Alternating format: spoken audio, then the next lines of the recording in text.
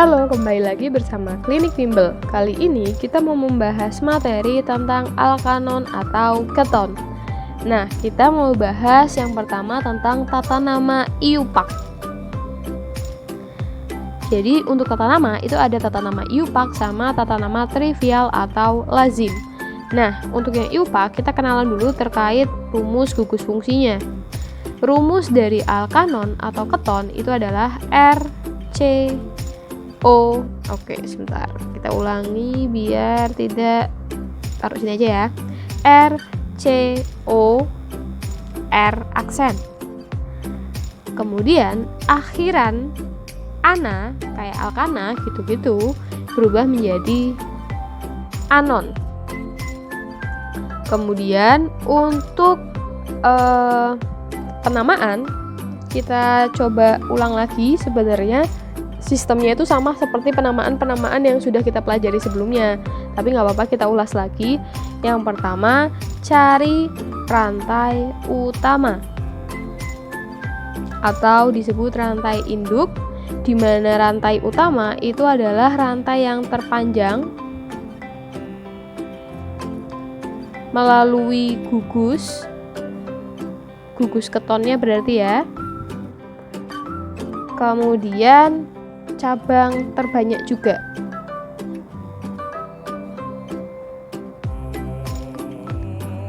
Kemudian yang kedua, cari rantai alkil, cari rantai cabang atau alkil. Kemudian yang ketiga, penomoran, cari yang paling dekat dengan gugus. Kalau misalkan penomorannya sama, maka kalian lihat dan pilih yang paling dekat dengan cabang. Kalau kanan kirinya ternyata ada cabang, kita pilih cabang terbanyak.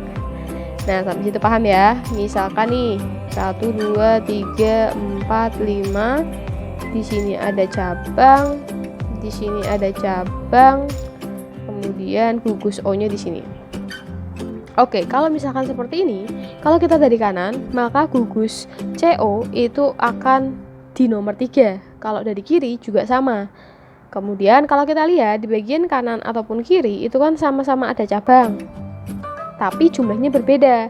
Di bagian kanan cabangnya ada ada 2. Berarti kita pilih penomoran dari kanan. 1, 2, 3, 4, 5. Selanjutnya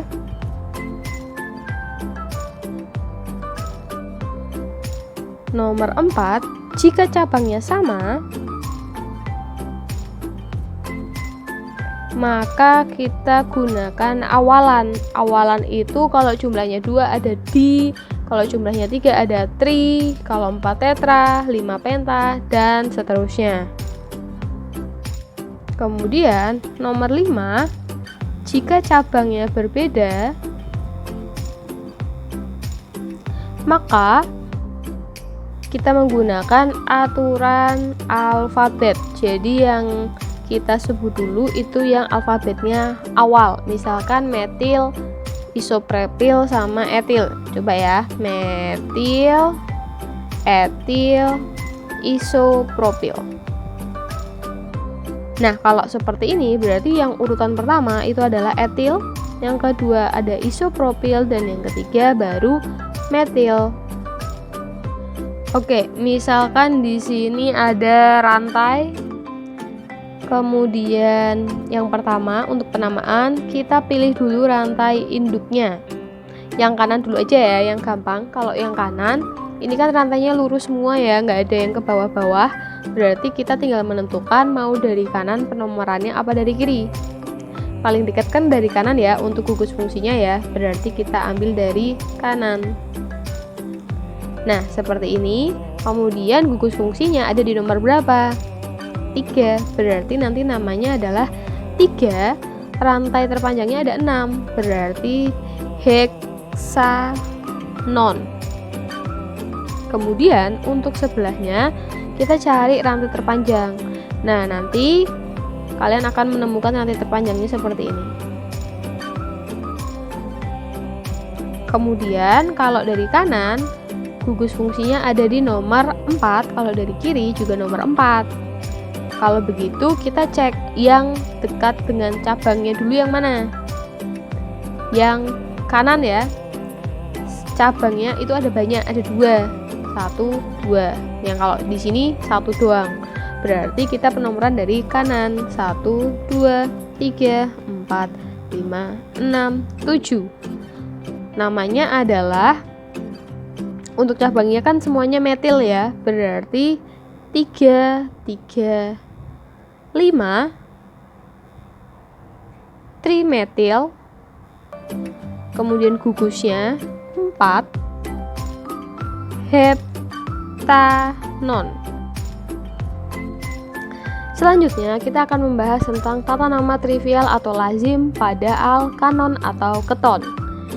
Oke, jadi tata namanya itu adalah, kita tulis dulu rumusnya. R ini merupakan alkil. Terus yang ini itu keton. Jadi namanya itu adalah alkil keton. Alkil disebutkan 2 kali kalau berbeda ya teman-teman. Jadi kalau sama nanti tidak kita sebutkan 2 kali. Contoh misalkan CCCOCC. Nah ini kita sebut etil ya, cabang 2. Maka namanya adalah dietil keton. Kemudian yang kedua CCC COCC. Nah kalau seperti ini, bagian yang kiri itu namanya isopropil, yang kanan itu etil. Berarti namanya nanti adalah etil isopropil keton. Selanjutnya kita akan membahas tentang sifat-sifat keton. Yang pertama, keton itu bersifat polar karena dia memiliki gugus karbonil dan dapat larut di dalam air. Yang kedua, keton dengan C rendah. C rendah tuh maksudnya C-nya sedikit ya. Itu berupa zat cair, kemudian mudah larut dalam air dan baunya menyengat. Sedangkan keton dengan C sedang itu berupa zat cair dan sukar larut di dalam air.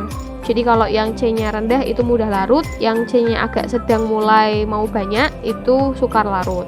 Kalau C yang tinggi atau yang banyak, dia berupa zat padat. Kemudian sifat yang ketiga, keton tidak dapat dioksidasi.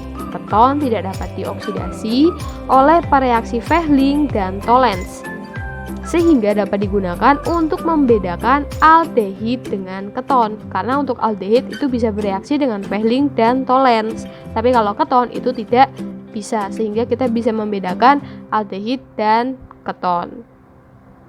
Selanjutnya kita akan belajar tentang reaksi-reaksi pada keton. Yang pertama, reaksi adisi hidrogen atau reduksi, dia akan menghasilkan alkohol sekunder.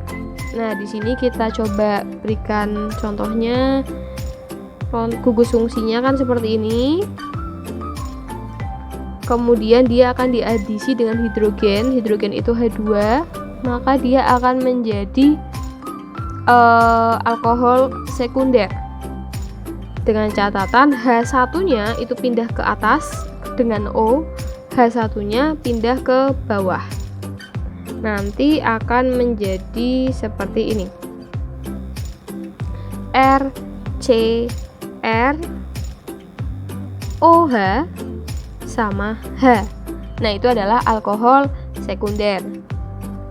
Berikutnya, keton dapat mengadisi HCl.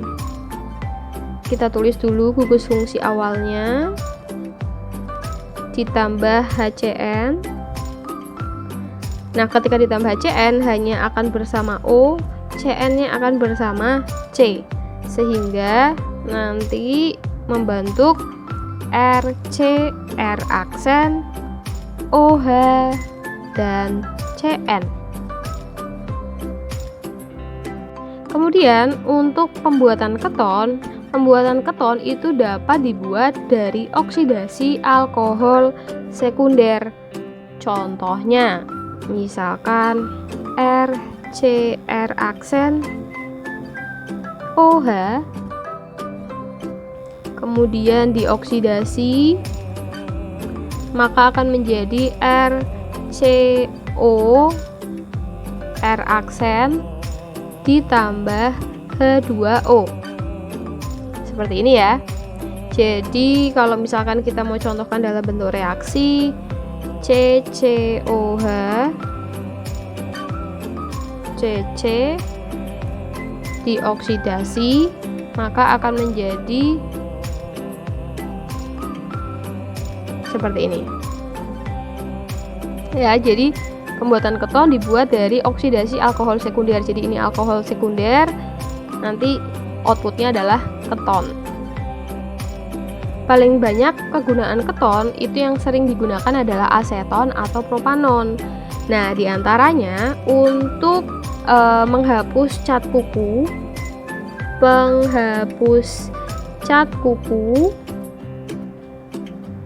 kemudian pelarut